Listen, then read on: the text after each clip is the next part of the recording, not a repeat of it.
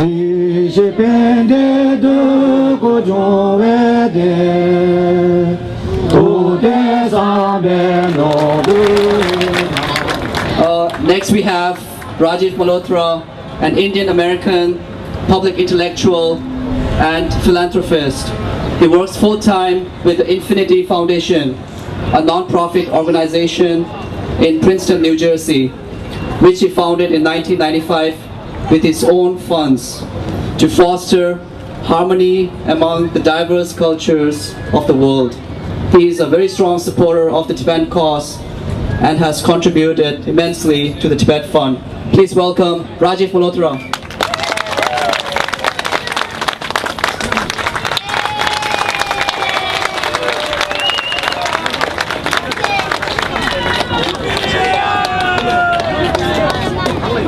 I'm so happy to be here, and I thank you for inviting me. I'd like to express some ideas on why Free Tibet is important for people all over, and not just Tibetan people.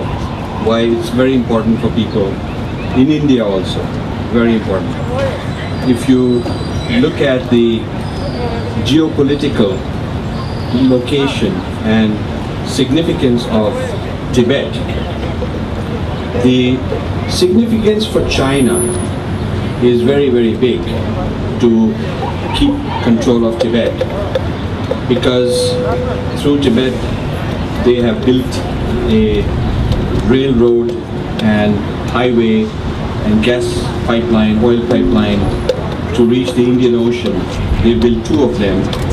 One of them goes through Pakistan to the Indian Ocean, and one of them goes through Myanmar to the Indian Ocean, both sides of India. And these are very strategic because they bring oil and gas to China, which is a shorter route than going around the whole of Malaysia and Southeast Asia. They save about 3,000 kilometers by taking this kind of a route. It's also very important for them to export their industrial goods using this type of highway. So economically, the location of Tibet is what makes this possible for China.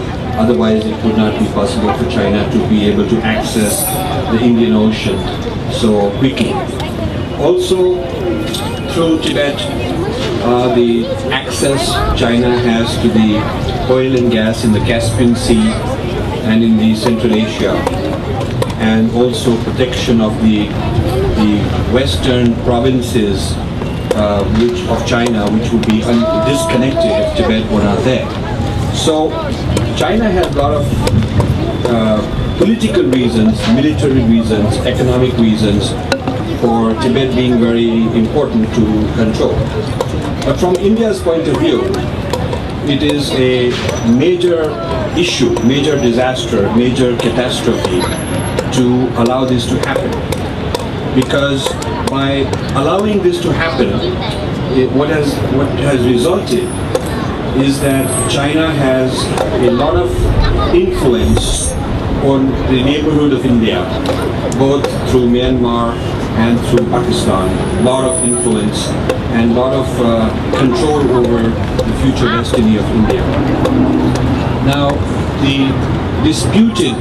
there is a state of India called Arunachal Pradesh, which is a part of India for a long time. But China considers it to be a part of Tibet and hence part of China. And the border, the India-Tibet border in Arunachal Pradesh has not been agreed to by China, even though they keep saying they would like to agree, but they don't.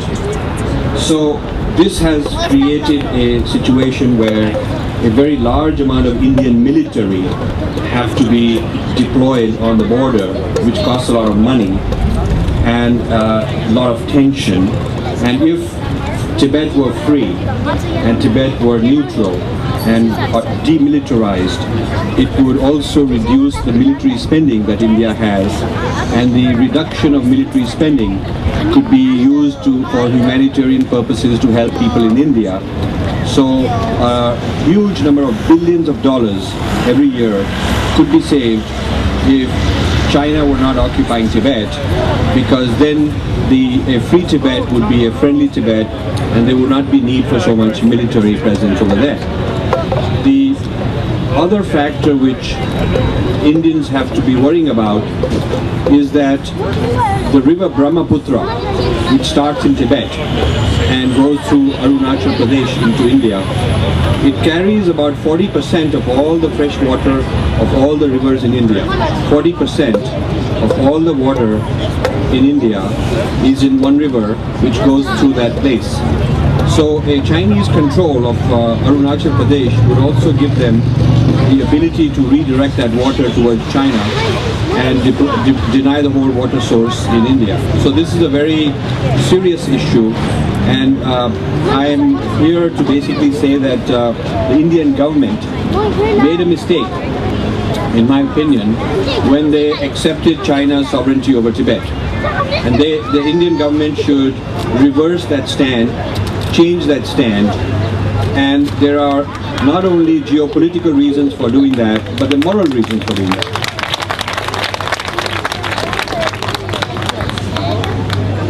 The moral reasons are, China claims that historically Tibet was part of China, but actually the script of Tibetan is Sanskrit-based script and not Mandarin-based script.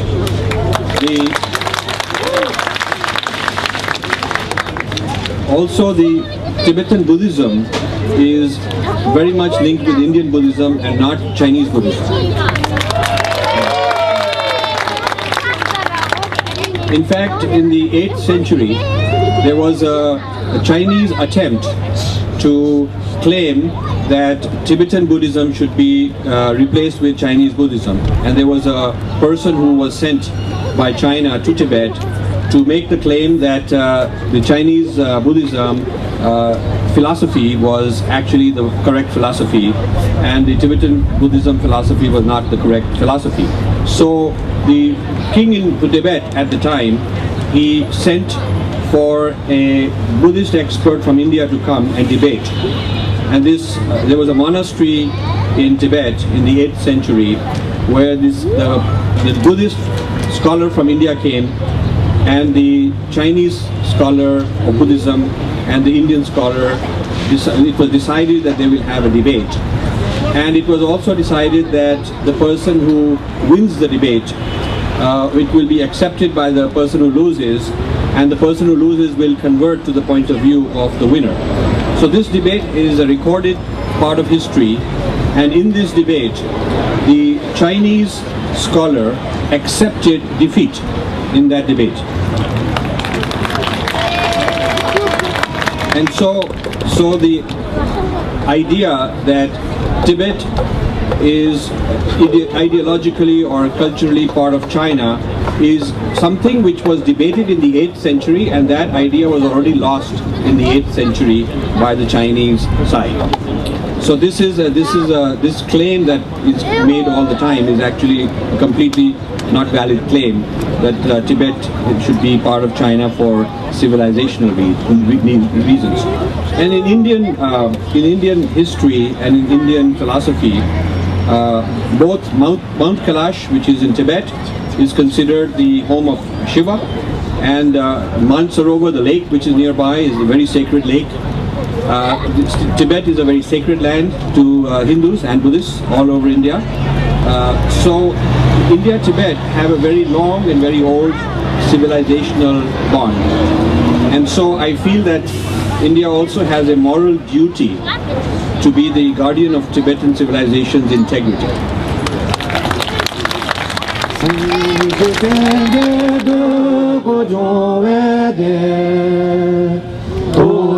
Sambe no